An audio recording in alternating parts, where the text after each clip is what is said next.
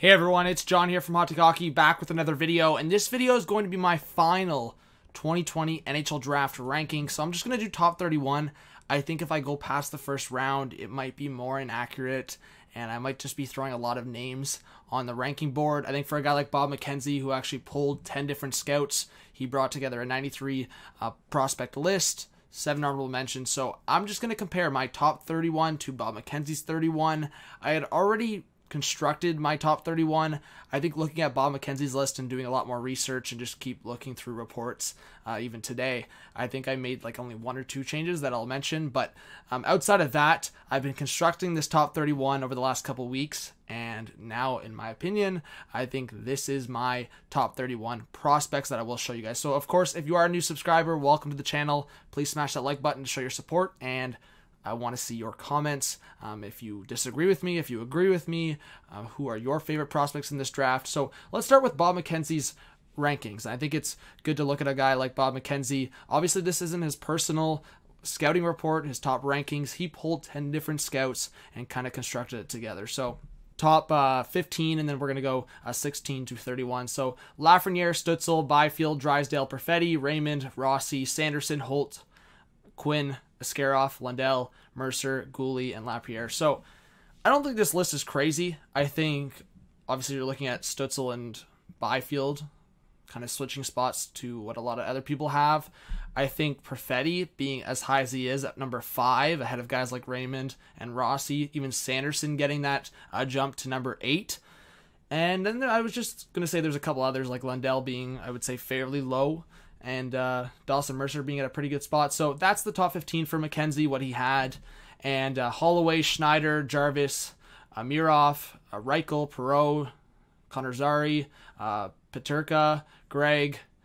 And if you're looking at Justin Barron, he's even pretty low for, I think, what you expected. And then Bork, Wallander, Gunler, Forster, Brisson, and Neighbors. So I think if you're looking at the top 31, nothing crazy. I think there might be a couple snubs that I'll talk about that I have in my top 31. So let's jump right into it and not waste any time. So this is my top 10. And this was one of the changes that I made. And again, it was just such a small change that I think I made just to kind of make, I guess, a message saying that it could happen.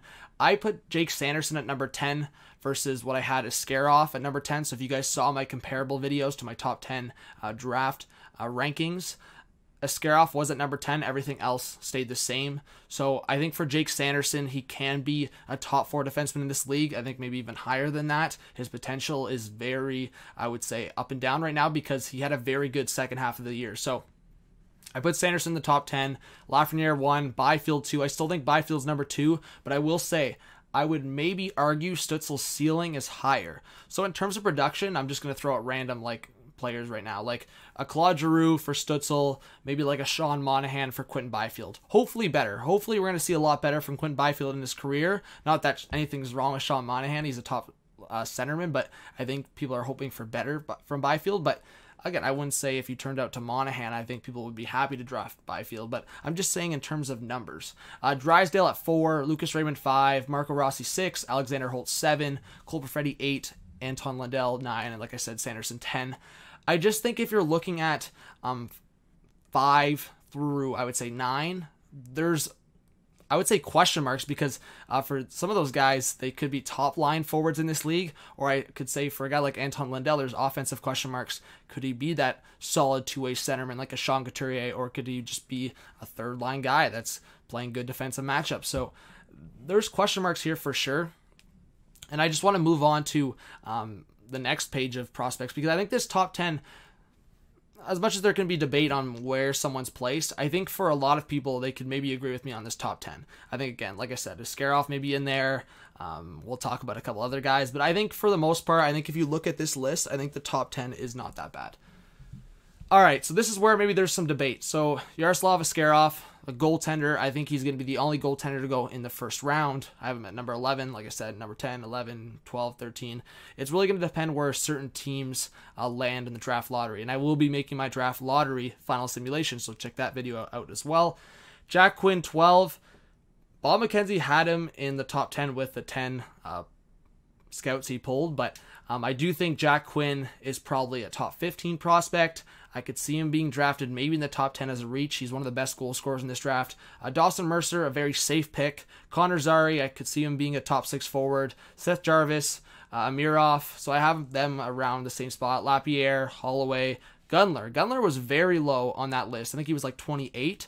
So I have him at number 19. I think he could very well go top 20. Some people have argued he's a top 15 prospect in this. Again, I think the inconsistencies, and I don't know. He reminds me kind of like, not like a Yakupov, but just kind of that player that is kind of one-dimensional, but once he steps into the North American game, maybe he can develop those different aspects of his game, but then it depends the situation, the AHL, the farm system, the organization, so it really depends where he jumps into, but his skill set and his shot will definitely translate. It's just a matter of his overall game. And Justin Barron to close out that top 20. I'm pretty confident in that top 20. Again, maybe there's a couple picks, but I think the real debate comes into 21 to 31. So, Caden Gooley, maybe a little low for some people, maybe a little high for some people. I feel like this is one of the defensemen that it's just a huge question mark. He compared himself to Drew Doughty. It's hard to really, I would say, rank this guy. I think he could go anywhere in this draft from maybe 16, 17 to all the way to the second round. He could be a guy that falls. Jacob Perreault, a very solid player. Braden Schneider, Jan Misak. I think he's a guy. He played very well in the World Juniors. I was surprised to not see him in the top 31 for Bob McKenzies. So maybe scouts are overlooking him. Poirier is another guy, a very good skating offensive defenseman. And I saw a whole bunch of plays where this guy goes through the offensive zone from the neutral zone, and he makes it look so easy. Grand's another one. He was manning the power play. Him and Wallander, both Swedish guys. I gotta say, I have these guys 26 and 27. You would have to expect one of these guys are gonna pan out. So Wallander, I think, is 6'4". Grands is 6'2". Bork, very good player. I think I could have him higher on this list.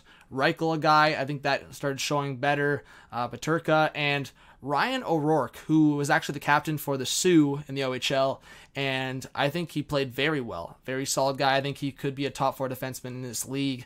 But I think a lot of people were just kind of overlooking him. I don't know. I don't know if it was the matter of the team or what it was, but I just looked at the guy. I think solid presence on the ice, creating a lot of opportunities. So I like Ryan O'Rourke. Maybe he slips to the second round. I could very well see that, but I want to give him the respect at number 31. So let me know what you think. I like my prospect list. Bob McKenzie's, I think you got to respect it. 10 different scouts. I like that. Obviously, I would like to see Bob McKenzie's personal opinions, and that will come.